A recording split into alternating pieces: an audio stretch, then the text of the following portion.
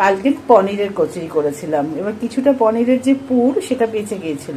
তো আজকে আমি ভাবলাম মেয়ে আবার ময়দা বিশেষ খেতে চায় না, তো ওকে ভাবলাম আটা দিয়ে ওই পনিরের পুরটা দিয়ে আর একটু টক দই দিয়ে ওর মধ্যে একটু ময়াম দিয়ে মেখে কয়েকটা রুটির মতোই কিংবা হয়তো হালকা একটু ঘি দিয়ে ভেজে দিলাম পরোটার মতো। কিন্তু মাখতে গিয়ে দেখলাম যে সেটা পনির রয়েছে, দই রয়েছে, সব মিলিয়ে এতটাই নরম হয়ে গেছে যে সেটাকে ঠিকঠাক করে বেলার উপযুক্ত করতে গেলে তাতে আরও অনেক আটা মেশাতে হবে। তারপরে চট করে একটা বুদ্ধি খাটিয়ে ফেললাম।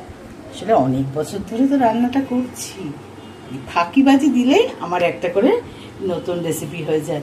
সেই জন্য কি করলাম, এই যে দেখতে পাচ্ছ ছোট ছোট লেচি করে সেটাকে হাতে দিয়ে দিয়ে ময়দার মতো করে একটু করে একদম কড়ায় ফাটাফাটি কচুরি, দেখতে পুরো লুচির মতো। এটাকে বলে ক্লাব কচুরি, খাস্তা ক্লাব কচুরি বলে এটা।